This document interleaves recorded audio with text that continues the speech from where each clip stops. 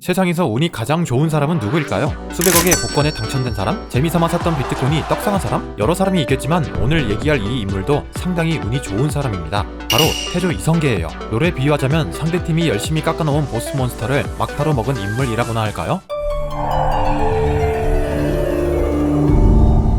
드라마 태종 이방원부터 육룡이 나르샤에 이르기까지 많은 드라마로 재조명된 덕에 태조 이성계라는 인물은 우리에게 이미 친숙하죠. 그리고 많은 사람이 이성계의 최대 업적이라고 하면 이화도 회군을 통해 고려를 무너뜨리고 조선이라는 새로운 나라를 건국한 이를 꼽습니다. 하지만 과연 멀쩡한 나라였던 고려가 장수 한 명의 회군 결정만으로 무너졌을까요? 아니요.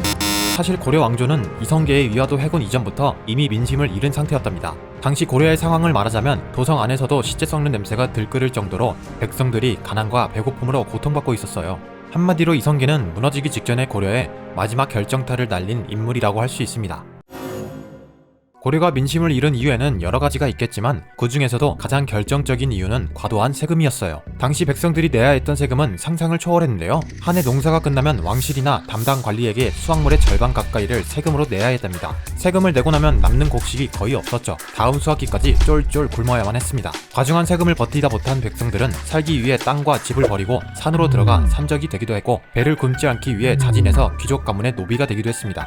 비극은 여기서 끝나지 않았어요. 산적이 늘어나자 자연스럽게 나라의 치안이 나빠져 백성들은 불안에 떨었고 노예가 되는 농민이 많아지자 세금이 부족해져 나라의 살림은 더더욱 나빠졌죠. 그리고 부족한 세금을 채우기 위해 남은 농민들은 더 많은 세금을 내야 했답니다. 정말 악순환이네요.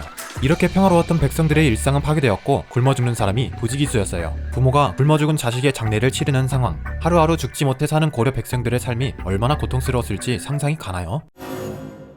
그렇다면 고려 왕조는 수많은 백성의 신음에도 왜 이렇게 많은 세금을 걷었을까요? 이에 대한 답은 고려 말기의 지배층들을 살펴보면 알 수 있습니다. 당시 왕족과 권문세족들은 뇌물을 받고 관직을 파는 매간 매직을 일삼았어요. 그렇게 관리의 수가 많아지다 보니 자연스럽게 왕실이 관리에게 지급해야 하는 급료 역시 함께 늘어났답니다. 특히 가장 문제가 되었던 건 조세권이었는데요. 당시 고려 왕실은 관리들에게 세금을 거둘 수 있는 권리인 조세권을 주어 월급의 일정 부분을 충당하고 있었죠. 하지만 관리의 수가 지나치게 많아지다 보니 한 개의 농지에는 한 개의 조세권만 발급한다라는 원칙이 지켜지기 어려운 지경까지 이르렀고 왕실은 이 문제를 해결해야만 했습니다. 고민 끝에 한 가지 방법을 내놓았는데 이것이 고려가 완전히 민심을 잃게 되는 자충수가 되었죠. 바로 기존의 원칙을 깨고 한 개의 농지에서 여러 개의 조세권을 중복해서 발행하는 것이었습니다. 안 그래도 과중한 세금을 관리 여러 명에게 2중, 3중으로 내야 했어요. 이제 더는 참을 수 없었습니다. 백성들은 민생을 돌보지 않는 무능한 지배층에게 완전히 등을 돌리게 되었어요. 그리고 럭키가의 이성계가 새로운 나라, 조선을 세웠을 때는 고려 왕조를 지키기 위해 적극적으로 반대하는 백성을 찾아보기 어려울 정도였죠.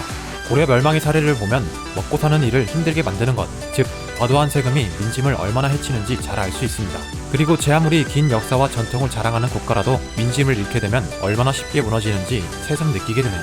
자, 오늘 이야기 어떠셨나요? 재밌게 보셨다면 좋아요와 댓글 많이 남겨주세요. 지식부엉은 다음 시간에 더 재미있는 이야기로 돌아올게요. 다음에 또 부엉!